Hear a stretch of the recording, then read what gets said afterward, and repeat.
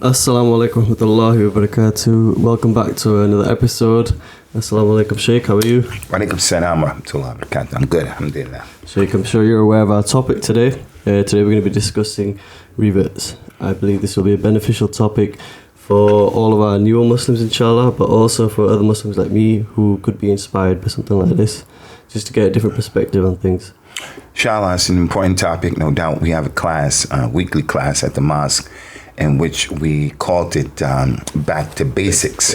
And that class is designed to focus on issues that are quite common to those who convert or revert to the religion. So yes, it's an important topic. I agree. So before we jump into the topic, I wanted to give a bit of background about me as a Muslim that was born into the religion, alhamdulillah. I feel like there isn't enough emphasis on how we should also actively seek out our religion also and kind of, fall in love with it ourselves, really strive for it. So I feel like that's something that's missing. So yeah, Sheikh, let's discuss what life was like for you before Islam and what exactly brought you towards the religion and made you accept Islam as the truth. I grew up for the most part as a Christian. I really didn't buy into it. I didn't believe it. I had a few memories about Christianity, the religion itself. Well, I was trying to be serious about it once or twice in my life as a young person, but really Christianity didn't have anything in it that was for me. Yeah. So it's just really difficult to get my head around it, to believe in it. None of it made sense to me. I had a natural aversion against it, towards it. And that's because of the racist society that I grew up in America. So white people didn't come into our areas. We didn't go into their areas. We were being policed by the police with a different standard. That what you see today with George Floyd and things like that. So I grew up not really liking white people, to be honest with you. So I found it very difficult to embrace a manufactured religion where I was being told Jesus Christ is white. He's my God. All I have to do is believe in him while I get my head smashed here on earth and I get my pie in the sky when I die. And then white people who I perceived as my enemies, they were getting their pie right now. So, all of it just didn't make sense to me. So as soon as I got the first opportunity to break away, I broke away. Okay, but was it like a person in particular, like what really drew you towards Islam? There are many different variables and factors. The Nation of Islam, who are in fact now Muslims, they are like a political, social, activist organization in America, but they were claiming Islam. Their dawah, their call began to spread in some of the African American communities. So it was an alternative. So the way they looked, their language was different. So that kind of like caught my eye. But when I went and I listened to them, I said, no way, Jose, I'm not listening to this nonsense. The stuff that they were saying was so off the wall religiously that I didn't buy into that neither. But I did find myself impressed with the message that they were bringing socially. Do for yourself, be productive. So that factor, that variable, it painted a point, it planted a seed in my eye about something. There's Islam, that factor. And then out of that movement came Malcolm X. So when Malcolm X came out of it, I got an opportunity to get exposed to his story and what happened to him. I was ready. And then after that, I got in trouble and then I was incarcerated. Mm-hmm. And when I was incarcerated, it was the first time I got an opportunity to slow down, to fall back and start thinking and pondering. Where am I going? Where was I at? How did I get there? Religiously, spiritually. So I just made dua to Allah with sincerity, falling on my knees, not knowing anything about sajda, not knowing anything about the direction of the Qibla. I didn't even know Muslims prayed like that. I just felt a need for the creator in my life. So I think it was just a natural thing. I'm not likening myself to Ibrahim, the Khalil of Allah. But Ibrahim was on his journey and he saw that the sun and the moon and the stars and he said, this is my Lord, this is my Lord, this is my Lord. So I guess it's kind of like his journey. So I kind of went through that and in no way am I comparing myself to Ibrahim, but me falling down in sajda, prostrating and pouring my heart out, asking the creator, if you don't guide me, I'll never be guided. And I was really ready to be guided at that time, you know, and I was at peace with myself, although I was in a place that wasn't the best place. But that process of just getting that opportunity to slow down, to start thinking, it did wonders for me. And then that's where, and when I embraced Islam, and from that point, I was, you know, off to the races. And how old were you at that point when you really... 22 years old. I was 22 years old, so it was like in 1986, something like that. Did you have people around you, like your loved ones? Was anybody else Muslim? Was it you? Did you take the leap? No, there was no one else around me that was an actual Muslims. In the community that I came from, I had like what I would describe nominal Muslims, African Americans who had changed their names to like Mustafa, Hassan, you know, things like that. But they were not really practicing. They were just in a community as being people were a bit different. Many of them, I don't even think they were praying and things like that. And they had no knowledge whatsoever. It's that they had a little experience from the nation, the non-Muslims, the nation. And then I saw them as a youngster. And I would say, okay, that's the Muslim guy. But they were not giving dawah. They were not showing anything about what Islam was all about. So those people had practically no impact upon my conversion to the religion. Absolutely zero. Really? Yeah, I was zero. going to ask you that, you know, because you were saying how the Nation of Islam, they are like misguided, as you said, but they did have some effect, as in they had people like Malcolm X and Muhammad Ali. Well, it's a good point, and I'm glad you brought that up. There's an authentic hadith that the Prophet sallallahu alaihi wasallam, he was out with his companions and they were fighting in a campaign, and there was one man from the companions in particular who was very prolific at dealing with the non-Muslims in that campaign. So the people came back and they say, Ya Rasulullah, that man was really, really getting in the business, killing the people. Rasulullah said he's from the hellfire. The people were shocked, but he was, you know, fighting so well. He said he's from the hellfire. The companions knew something was up with that. So when they re-engaged the non-Muslims and they started fighting again, someone stabbed that man from the enemy. They stabbed him. And he didn't have the patience to let the qadr of Allah take effect. Okay, you're stabbed. So what he did was he put his blade, his sword, in the sand, and he threw himself on the sword, thus committing suicide. Okay. So in the religion of Islam, anyone who commits suicide will be destined to the nar of Jahannam. So if you stab yourself, you stab yourself in the nar of Jahannam until Yawm al-Qiyamah. You jump off of a high place, you'll be, you know, getting punished like that. You take poison, you'll be poisoning yourself to Yawm al-Qiyamah. So that's the point. He killed himself. So the Prophet said, and this is the point, sallallahu alaihi wasallam, inna Allaha la yansuru hadha ad-din bi rajulin fajir. It is possible that Allah can help his religion with an evil man. So a person may not be a Muslim, but still Allah puts khair in his efforts.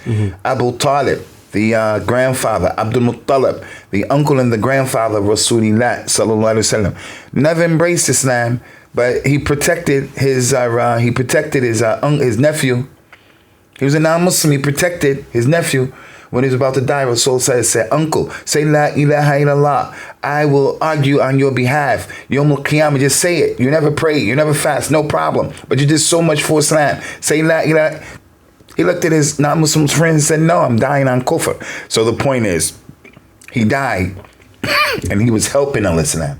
Yeah, so I feel like for when we're younger, that's a difficult concept to wrap our hands around. But it does have a lot of wisdom in it. Like someone could have that effect on the religion. Yeah, no doubt. Someone can have an effect on the people, and he's not even a Muslim. So that's why we say in Islam, "Lillahi al-hikmatul baligha." To Allah belongs wisdom beyond our ability to comprehend. And that's the meaning of a Muslim. A Muslim is the one who makes istislam lillahi. He is the one who submits to Allah. Something comes in the religion that he may not like, whatever, he has to get with a program. Give you a simple example of that. Dogs.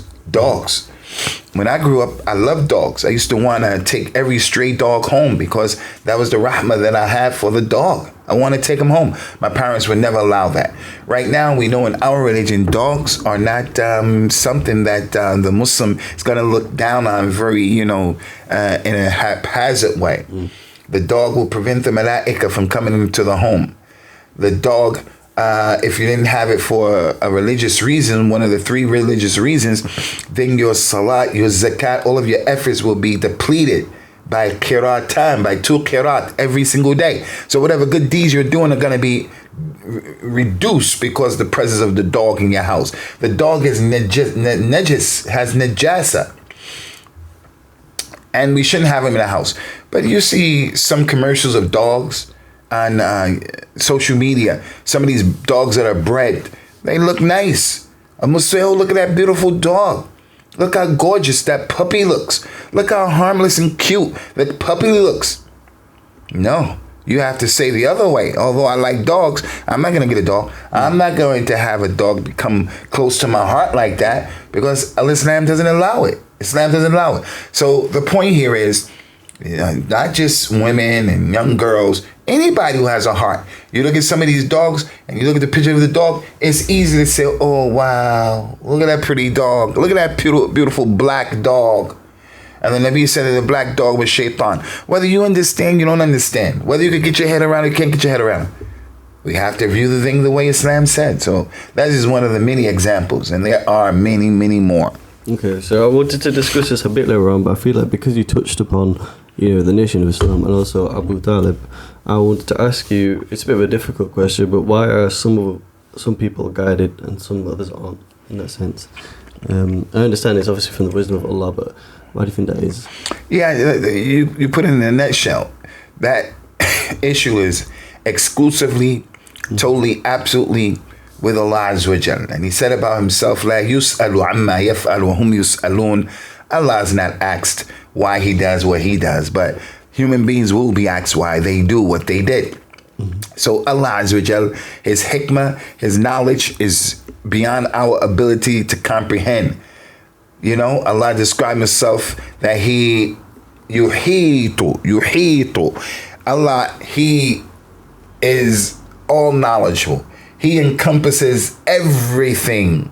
Everything is within Allah's knowledge and within his power and his abilities. So he told the Prophet sallallahu alaihi wasallam, who was really trying to give hidayah to all of the people, but especially his relatives. He said to him, إِنَّكَ لَا تَهْدِي مَنْ أَحْبَبْتَ وَلَكِنَّ اللَّهَ يَهْدِي مَنْ يَشَاءُ. Ya Muhammad, you can't guide those who you love, but Allah guides those who he wants to guide. And then we come to the issue of the qadr. We know that before Allah created the heavens and the earth by 50,000 years, he wrote the preordainment of everything. I was sitting here drinking this coffee, and the one who made this coffee and every grain that went into this coffee, everything that's connected to this cup and then manufactured of everything around us, Allah wrote all of that 50,000 years before the heaven and the earth. So he said when he created Adam, he took out of Adam's loins all of his children and he placed them out, and Allah threw a light. He forced a light to go over them. Some of the people, the light went over them, and some of the people stayed in darkness and the light didn't touch them. So those people the light hit them will come into Islam, and those people the light missed them will not come into Islam. It's already written that a person will be formed in his mother's womb for 40 days as sperm, and then for 40 more days, 80, as a leech-like clot. And then for 40 more days, 120, as a morsel of flesh. And then after the 120 days, the angel is sent and ordered, breathe into this, the spirit of life, and write down 4 things. And then the angel is going to write down how much the risk is going to be, whether the person is going to be happy or sad, whether the person is going to be a Muslim or whether the person is going to be a kafir. The Prophet said that person will do the deeds of the people of the hellfire until what was written for him overtakes him. And right before death, he does the things of the people of the Jannah, and he goes to the Jannah. And contrast another person, because it's already been written, all of his life, he'll do the deeds of the people of Jannah. He'll pray, he'll fast, hijab, all of that stuff. But then he'll come very close to the, to the Jannah that he's been working for. But something was written for him, and he apostates, and he enters into the hellfire because it was predestined. But although it's predestined, everybody has a will. I have a will to drink this coffee, the next sip, or to pour it on you or to pour it out. I will never pour it on you, inshallah. Pour it on your computer. I have a free will. You're not stopping me. I can do it for myself. But Allah didn't write that for me, so I'm not going to do it. But wallahi, if I want to do it, I'll do it. Yeah. So nobody can say I'm being forced. Yes, it's already written. It's already written. So that's a dark street we don't want to go down. But as it relates to that question, Allah guides whoever he wants to guide, and he leaves astray whoever he wants to leave astray. But as Muslims, mustaslim, I gotta submit. What I do say is, I don't know the hikmah why Allah guided me and then guide many of my friends. But I know in what happened is wisdom that is with Allah. And I'm submitting to that. The fact that I don't know the details of that, I don't understand whatsoever, it's not fair. I don't get into all of that. I got to deal with this COVID. Yeah. So I feel like that alone is quite inspiring. You know, I mean, you just, like you said, you submitted and you just took it for what it is. But that leads me to another question, which is, how did those people around you, how did your family and friends react to you becoming a Muslim? I think for the most part, all of them were okay. They were very happy with it because it changed my life 180 degrees from what I was doing and how I was to be a better person.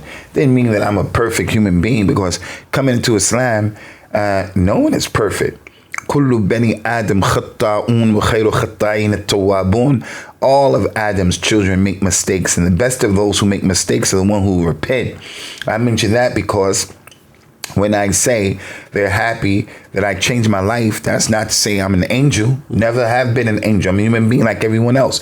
And I also say that because we have in our listening audience, brothers and sisters who from the Asian persuasion, and unfortunately a lot of times in that culture we grow up looking at the peer, the Malvi Sahib, as being above the station of human beings. No, everybody makes mistakes. Everybody, even the prophets and the messengers, they make minor mistakes, but nonetheless they make mistakes. Every human being, he makes mistakes. So for me, my relatives were really supportive and really happy, although a lot of times when you forsake the religion or the culture of your people, they get mad. On one hand, it's a lot of hypocrisy. In America, democracy, freedom of speech, be free to choose your sex, your gender, open up your mind and accept everybody. Okay, she decided to become a Muslim and put the hijab on, and she did that consciously. Okay, everybody gives her a hard time because she's breaking away from what they perceive as being the norm. And that's what happened even with you guys. Asians already Muslims. She grew up not wearing hijab. He was grown without a beard. As soon as the practicing person starts wearing hijab, they get drama and problem from their own family members. I've seen that. So for me, alhamdulillah, my relatives, they were very supportive to this very day. They're very supportive. My mother, if I go in her house right now, she'll have halal food, halal meat to be cooked because of me and my wife. I try to go there every day. I have more than one wife. My parents accept that. They don't give me a hard time about anything concerning Islam. Plus, they look at me as a person who I've embraced Islam, and I'm in a position to debate and to talk to them and with them. And they know they don't have answers. Not that I'm bigging myself up. It's just that my relatives are just, as Allah described them in the Quran. وَمِنَ النَّاسِ مَنْ يَعْبُدُ اللَّهَ عَلَى حَرْفٍ. From the people of those who worship Allah, they don't know what they're doing. Muslims are like that. They don't know what they're doing. Yarmi khatam, this, that. The stuff that they believe, people, the molded, you don't know what you're doing. Christians are like that. Jews are like that. They worship Allah, they don't know what they're doing. So that's my experience and my reality with my family. So they've been very, very supportive. That's good to hear, mashallah. I believe that, from my understanding, like you mentioned, it is a bit of a challenge when your loved ones don't instantly embrace Islam, I can imagine. But what are some of the other challenges for you, Sheikh? Like, for example, did you fit in with the right community instantly, or did you have people try to kind of misguide you? What are some of the challenges that you Muslims would face? Well, one of the biggest challenges, and alhamdulillah, we're trying to eradicate this challenge so that younger brothers who have come after us, they don't have to reinvent the wheel. They won't have to go to that stuff unnecessarily, is that you want to find the right Islam. You just don't want to find Islam. You come through the door of Islam, and then you jump out of the window because you're cursing the companions. You come to the door and you accept al-Islam, the Shahadatain, and you say that in the masjid in front of the people in Arabic. I don't know why they insist we do it in Arabic. Arabic is not my language, so just give me the Shahada in the language that I understand. Why are you going to add on to my stress levels by asking me to do it in front of everybody in a language that I don't understand? Saying it in Arabic doesn't give it any special acceptance or rejection. So anyway, as it relates to the question, I think one of the biggest challenges, I came into Islam with African Americans who were in the nation, but they became real Muslims, but they were ignorant. And I don't mean that in a condescending way. They didn't know their Islamic elbow from their Islamic ankle bone. They didn't know up from down.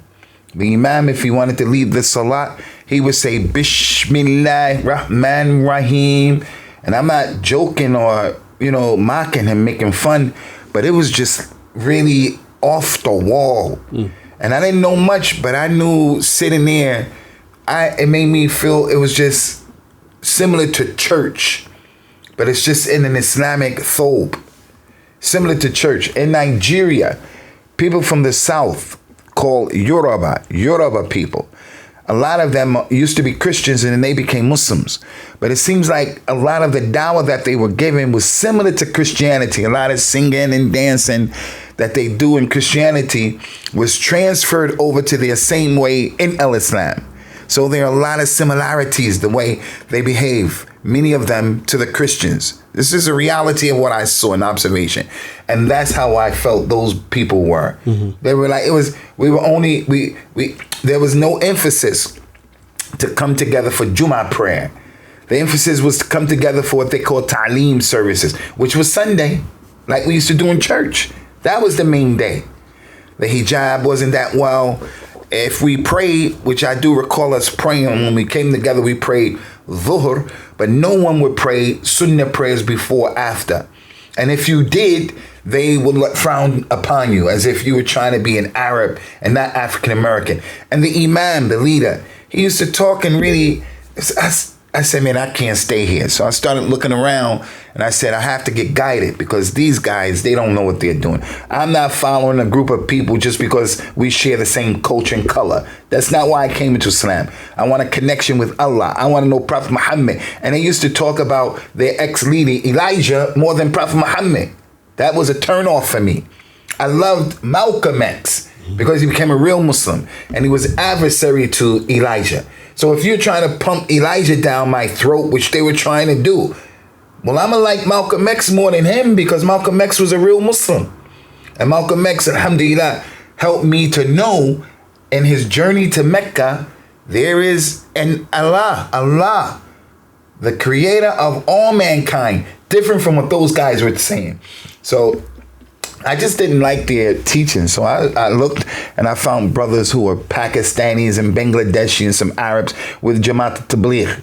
I thought that was the Sunnah, but I found with those guys racism.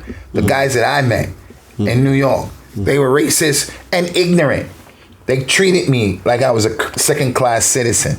Some of the people that were with them, and I saw it right away and I called it out for what it was. And I told them, you guys have jihad in your backyard in Afghanistan at that time. And here you come over here to New York to go and give dawah to Muslims, Pakistani and Bangladeshi and Afghani Muslims who are selling pork and poison to my community. You came over here to make Jola and you're going to go give them dawah and you left Afghanistan jihading your own, but get out of here. I never took that dawah for them because I felt it was racism and I also felt that it wasn't really the type of dawah that was going to help me in my environment. But they helped me a little bit in that they exposed me to more of the Sunnah than the African Americans did. But it was clear to me that many of them were racist and what they were talking about wasn't going to help my community. Do you think a big part of your journey, you got a lot of steps towards it, to get into where you are, mashallah. I But do you think it's because you wouldn't just settle for what everybody's saying? You had to have your own thing within your heart. Do you think that's a big important factor? Yeah, that was a big part of it. The nature of the person, your personality. If you're a yes man and you just do like that, you just go with the wind, you'll be cursing the prophet. I went to the Shiite of Iran in New York, and I met the Safir, the ambassador of Iran came, and he was with us sitting. I was like, wow, these guys are really, really humble. The ambassador, and they were very nice to us, giving us food and time and books and things like that. On Atlantic Avenue in Brooklyn, New York, they were very nice. And they had all of the bells and the whistles and the ribbons. But when they started teaching theology and I started to hear some crazy things like going overboard with Hassan and Hussein and Ali and Fatima, because I didn't hear them cursing the companions. They didn't get to that with me. But I heard them going overboard about Ali is the light of Allah and Allah reincarnated and Fatima and this. I said, man, you guys are Christians, man. You're telling me the same thing that I just came out of. Ali is Allah reincarnate. Ali is special. What are you talking about? So that didn't mesh with me. But one of the reasons why I went to the Shiite is in 1979, when the Iranian students overran the American embassy in Tehran, Iran. One of the first things that they did was they allowed the African American Marines to go. And they said, you guys are oppressed in America. We have no problem with you. You can go. And the American news, they reported that very quickly. It's like right now, the war in Ukraine. The way they are show us the war, the newspaper, when they show us Palestine and the Zionists, they always make it seem like the Zionists are the poor ones who have to run down with the little puppy dog because all these bombs are falling on their heads. But they barely show the atrocities that are being meted against the Palestinians. It's a lopsided way of reporting, and people buy into that. Same thing right now. The way they're showing this war, they show us what they want us to see. So back then, they didn't let the people see this thing. That impressed me. I wasn't a Muslim then. It was 78. But I said, wow, these people stood up for African Americans and let those black Marines go. So fast forward. When I became a Muslim and I went to their biggest mosque where the ambassador was, I was looking for some truth. I wanted not to be a radical, but I didn't want anybody feeding me a pie in the sky story. Mahatma Gandhi. If your enemy slap you on the left, give him your right. If you take your shirt, give him your man. I don't want that religion. So I didn't buy into the Shiite until I was able to go to Medina to study. So leading up, I just kept making dua, Allah guide me. African Americans don't know what they're doing. These Jamaat Tabligh, they don't know what they're doing. I don't know what the Shiite people, they don't know what they're doing. I had some time with some Sufi people I'm not the kind of person who, I'm not a good dancer in Jahili. I wasn't a good dancer, but I have my own style. There's a African proverb that says, if you could talk, you could sing. If you can walk, you can dance. So singing is relative. You may say, I don't have a good voice. Yeah, but you have a good voice relative to you. I can't dance. Well, you can dance relative to you.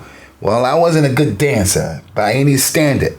So when I became a Muslim, I met some Sufi people and they were dancing and they wanted me while worshiping Allah to do I said, man, get out of here with that, man. You think I'm Frank Sausage Head? I felt like a clown. I said, I ain't doing that. So I didn't have that yes man attitude.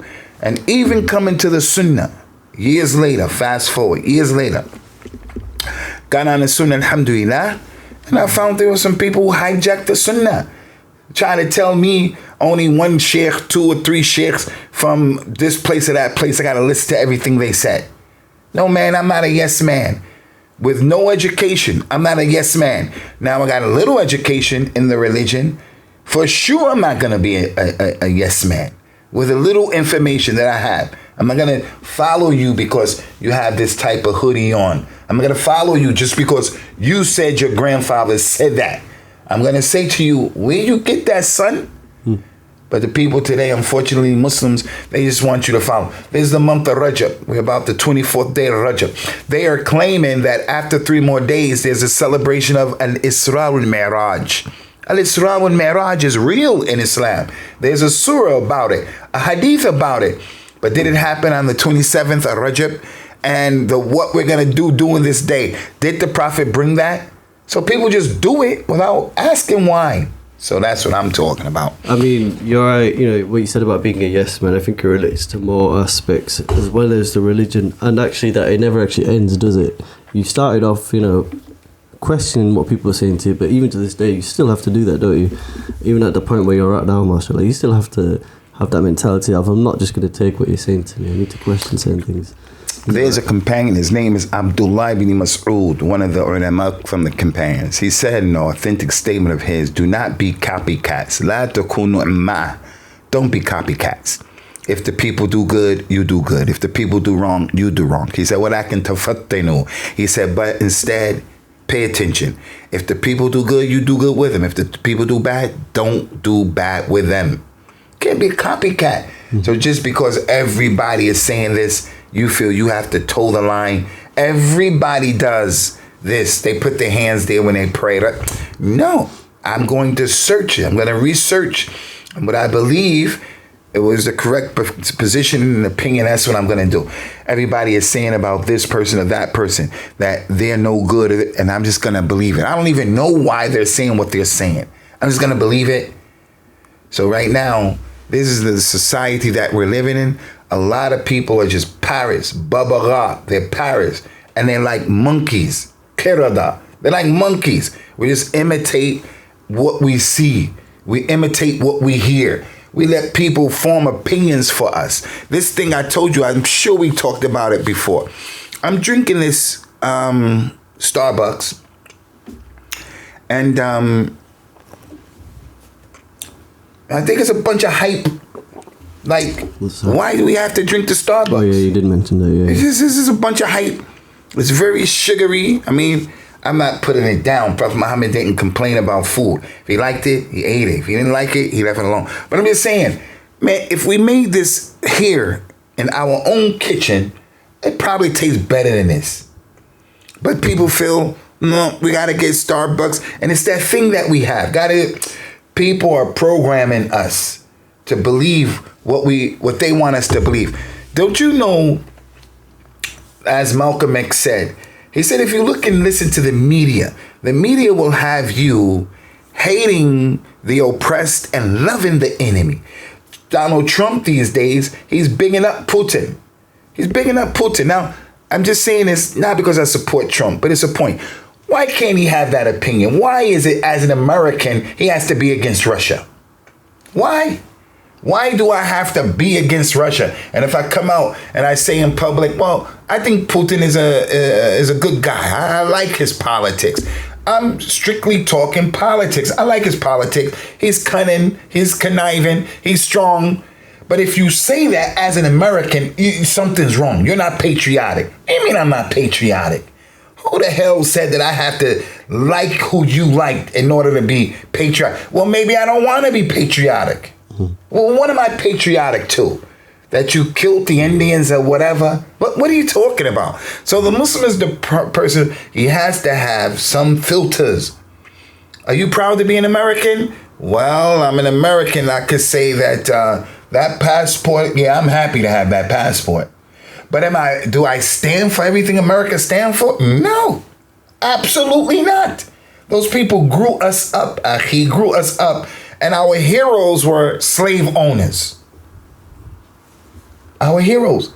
So what's the point here? Not to get too deep and heavy and dark. The point is, the Muslim is the person who, he has to think outside of the box. Yeah. He has to think. Islam tells you that. People come in telling us, do this and do that, like we're in a military camp, and do this and do that, and you say, wait, Allah has mentioned in the number of ayat of the Quran that we have to think outside of the box. And he said that we should say to Christians and Jews and others, قُلْ هَاتُوا بُرْهَانَكُمْ إِن كُنْتُمْ صَادِقِينَ.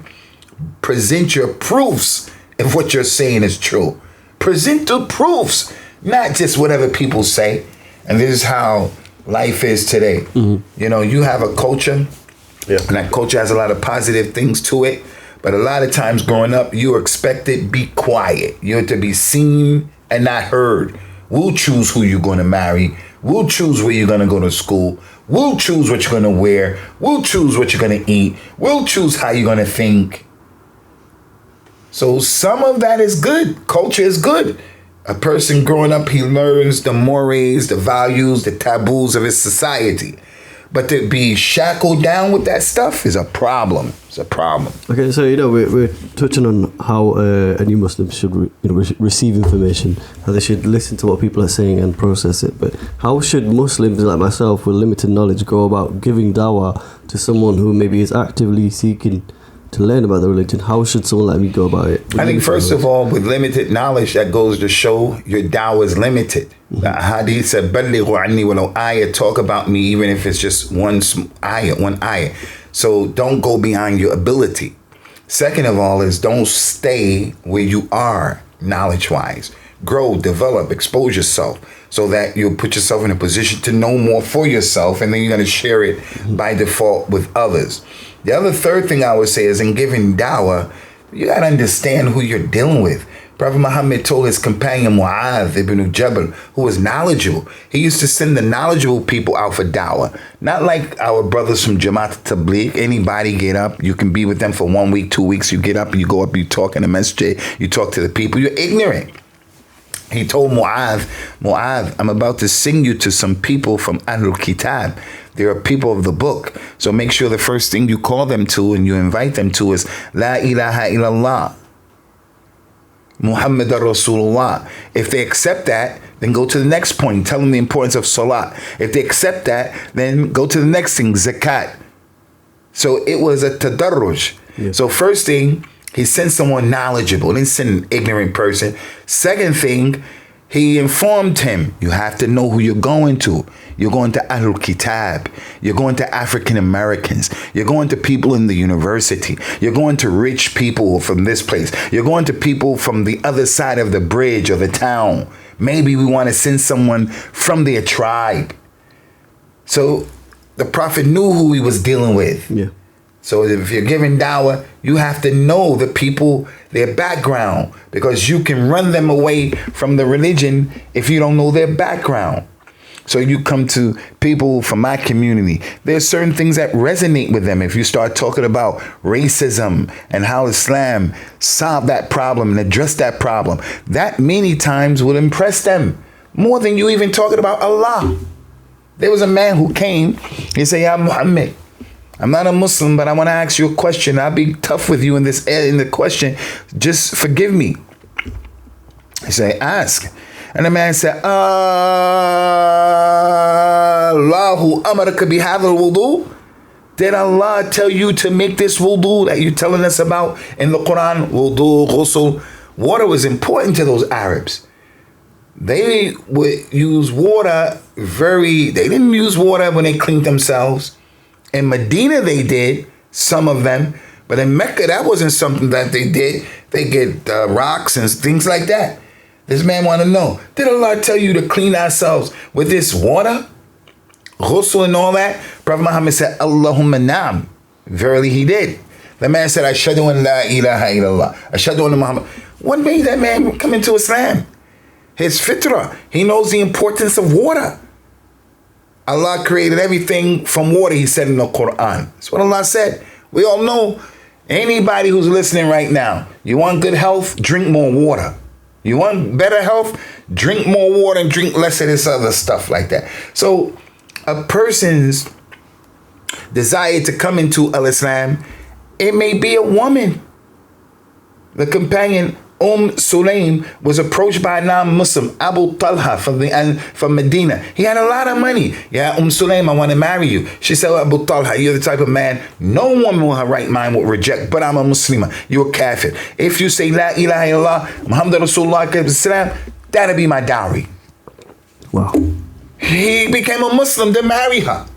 But when he married her, he saw how she was. He saw the community. And he wound up giving his wealth for Islam. But what was the genesis? What was the impetus for him to be a Muslim? It was that lady. So for me, when I give dawah to my family, I'm always coming from the angle of how could Jesus be Allah, and all of the historical issues about how and the role that Christianity played in robbing us of our language, our religion, our heritage. Those things tend to work. So the point is, what my advice to people like you is, stay within your own realm. Mm-hmm. Know the person that you're giving dawah to, and don't be extreme and overwhelm people with information, because your good niyyah, your good intention, and your desire to give dawah, that's not enough. You have to know people. You have to know people, how they think. You have to know their background, where they're coming from. You have to know what works with them and for them. And you may not be the best person to give dawah. Mm-hmm. It may be your older brother, your younger brother. Yeah. It may be another member of the community. So no one said you're the one who has to, like, not you necessarily. You're the one who has to give him that. So dawah, it requires a lot of things, but it's not complicated like that. Okay, so no, but obviously, so sometimes it is just what it is. So sometimes you're not the person for the job. But what about someone just carrying themselves properly, being a good Muslim in the sense of ethics, morals, doing things right in business, and being polite to people? Could that be seen as a form of dawah, or is that right, or is that just a characteristic? Absolutely. I mean, that's a point that naturally should come to the heads of the viewers, like it came to your head. Okay, dawah. Okay, I'm a Muslim. What role does good character play in giving dawah? Good character is really important. That's why we find the Quran replete with those verses that the prophets and the messages, they would say things like, "Ma uridu an ukhalifakum ila ma anhaakum anhu." I don't want to go against what I'm telling you to do. The messenger said to his people, I'm not going to tell you, don't do this, and I'm going to do it. Allah rebuked Bani Israel for that. أَتَأْمُرُونَ النَّاسَ بِالْبِرِّ وَتَنْسَوْنَ أَنفُسَكُمْ وَأَنْتُمْ تَتْلُونَ الْكِتَابَ أَفَلَا تَعْقِلُونَ? Do you, Yahud, order the people to do good and you forget to do good yourselves? Don't you use your brain? How can you tell them to do good and you're not doing it? You're not giving them dawah with your own actions. Allah told the Prophet to say to the people in the Quran as well, the same ayah in Surah Al-Saf, لِمَا تَقُولُونَ مَا لَا تَفْعَلُونَ كَبْرُ مَقْتًا عِنْدَ اللَّهِ أَن تَقُولُوا مَا لَا تَفْعَلُونَ. Why do you say that which you don't do? It is a bad sign, a bad thing in Allah's sight that you say what you don't do. Yeah. So to answer it very quickly and briefly, yes, our actions. The Prophet was described in the Quran, وَإِنَّكَ لَعَلَى خُلُقٍ عَظِيمٍ. You, Muhammad, are on a high level of good character. Aisha said his character was the Quran. So you saw in him reliance on Allah, cleanliness. You saw in him truthfulness. You saw in him patience. You saw sympathy, empathy, concern, intelligence. You saw all of those things. And as a result of that, Allah said to us, you have a perfect example in Muhammad sallallahu alaihi wasallam. So the person will come to see him, like Abdullah ibn Salam, who was a Jew on that day. Prophet Muhammad came to Medina and he went to listen. He said, when I first sat down, I said, this is a face of a person who doesn't lie. This is the face of a, and he was ready to listen. The hadith of Jibril, when Jibril came to the Prophet ﷺ looking like a man, his hair was exceedingly black and well kept, wasn't disheveled. His stole was exceedingly white. No one knew him, but he couldn't have been a traveler because he was looking so nice. And then he came to the Prophet and he put his knees to the knees of the Prophet and sat with respect. And then he started asking him, Muhammad, what is Islam? What is Iman? What is Ihsan? And then he got up and left. Rasulullah said, Ya Umar, do you know who the questioner was? He said, Allah and his messenger know best. He said, that was Jibril. He came to teach you your religion. How did he come to teach? Well, he looked nice. He didn't look like a bum. So there's a guy who got GQ this, GQ that. He's a really stylish girl guy. They really got, that. and you're gonna come give him dawah, you looking like a bum. Prophet Muhammad used to walk sometimes without shoes. It's a sign of humility, and he encouraged us. If you're in an environment where you go to masjid without the shoes in the morning, come do it sometimes if it ain't gonna cause fitna. He encouraged that. Yeah. He would walk sometimes hafian, barefooted, just as a sign of humility. So here is a guy. He has Tom Ford, or even more expensive than Tom Ford. He has a real crazy expensive watch on. Everything is matching. His shoes, 600 pounds. His belt, 200 pounds. His glasses, 2,000 pounds. That's a lot of money. Yeah, I saw glasses like that. They all this money. And you gonna come to him disheveled, no shoes, and you sit down like you just came out of the desert. And he's gonna look you up and down and be like, yo, what's up? What's up? So you're giving dawah, but you're giving dawah in the wrong way. Does that mean you have to put all the clothes on that? No, that doesn't mean that. But you have to realize you have to take these things into consideration. So we're all responsible for giving dawah. Okay. All right. That's the point. Yeah. You don't have to have a lot of knowledge. The woman in the house, she makes samosas and send them over to the neighbor. You send them flowers. You send them a card. If they have a baby or someone gets sick in corona or something like that, you're just nice. So that the neighbors will say, no, I have a Muslim neighbor. He's not trying to blow anybody up. Yeah. I have a Muslim neighbor who helped me out, this and that. I don't want to be a Muslim. I'm not ready to be a Muslim. But one thing I will say is I have Muslim neighbors on either side of me, and they're not like that. They're not like trying to kill people. But if we have Muslim neighbors and we're doing a lot of antisocial behavior towards our neighbors, then they'll say all of that negative dawah that the media says about us is true because of the way we're acting. So yes, actions, akhi, they speak louder than words. And we are all giving dawah, all of us. Yeah, I mean, I feel like my perspective recently has been that all of us Muslims are kind of representatives of the religion. We have to represent it properly.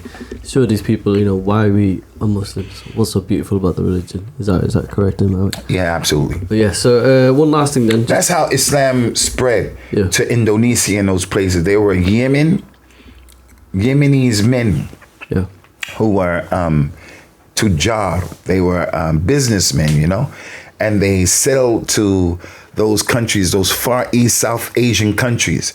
And they went to Indonesia, they went to Malaysia, and they mixed with the people. The people became Muslims. So right now, the Malaysians, the Indonesians, and the Singaporeans, those people embraced Islam. And they married those Yemenese people. Islam spread through businessmen. Islam didn't spread through them going and fighting. It spread through business. And they were impressed with the way the Muslims were truthful, the way they dealt with them in their mu'amala. And they became Muslims by Allah's permission. And when the Muslims were giving dawah as well to Yemen, Yemen was the only country where they didn't pull a sword out to fight against Islam. The other Arabs fought. So it's the akhlaq of the people that says a lot to the community, the Arab non-Muslim community.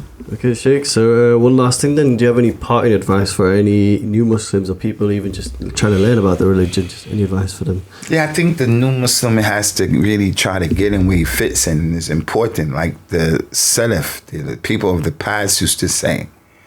One of the greatest scholars in Islam is a man by the name of Ayub as-Sakhtiyani. You can look him up in Wikipedia. Abu Bakr, Ayub as-Sakhtiyani. He's like bigger than Bukhari like that. This man is on a level. He said one of the greatest favors that Allah can bestow upon a non-Arab like us, Ajami, and upon a young person is that he guides that person to an imam of the sunnah.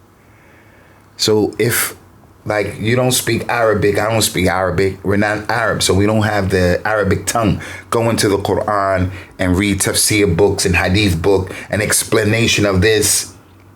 We're locked out. Mm-hmm. We need someone to help us get it translated, get it figured out. And a young person who comes to Islam is easily, influenced. So if they're guided to a person on the sunnah, he will affect them and impact them in a proper way on the sunnah. So that's what I say. Look for the person who is on the sunnah, not just with words, but really on the sunnah, because he's going to cool you out. He's going to tell you, calm down. Don't kill the family dog. Take it easy. Yeah. You don't have to quit your job. Relax. Rome wasn't built in one day. Fall back and pump your brakes and chill out. He's going to show and help you practically guide and navigate through all of the stuff that comes at you when you're a new Muslim and you have no real background knowledge or experience to deal with all of this new stuff. You're a student, you're in your 4th year, and then you hear, oh, I can't mix with women. Oh, I'm getting out of the school. The imam of the sunnah is going to say, hey, pump your brakes. And then you have to do like this, literally, pump your brakes, because that's how you think. Take it easy. And also, the person of the sunnah is going to help you to save time. Because if you embrace Islam, someone may be from the madhab that tells you after you make Salat al-Isha, you have to make this prayer and that prayer and that prayer and all of this prayer and all those prayers and this prayer and that prayer. And you say, wow, man, it's a lot of stuff. This guy is overwhelming me with all of what he's telling me I have to do. The man of the sunnah is going to say, you don't have to do all of that. He's going to teach you how to navigate. So that's my advice. Take it easy. Avoid people who are trying to pump cultural Islam down your throat. Avoid people who are extreme and radical. They're going to destroy you and destroy people around you. As soon as you come into Islam, they start telling you, we got to build the khilafah. We got to build the khilafah. We got to go to this member of parliament and hit him in his head before he goes to work on the underground. And this is the time for jihad. Hey, what, man? You better go sit down and eat some Frosted Flakes, man. What are you talking about? So take your time. Mm-hmm. If you're a new revert Muslim, or if you're an Asian, Pakistani, Bangladeshi, whatever, you're a young brother or sister, and you're starting to practice again, slow down. Try to find someone who is balanced, people who are going to help you to learn your religion. That's my advice. I think that's spot on, Sheikh. Inshallah, everybody benefits from that as much as I did. Appreciate you giving some of your personal experiences and some of your personal stories. Thank you very much, Sheikh. What's so funny? Nothing. I just got love for you, Irfan. That's all. Appreciate it. Okay. Assalamu alaikum wa rahmatullahi wa barakatuh. Assalamu alaikum wa barakatuh.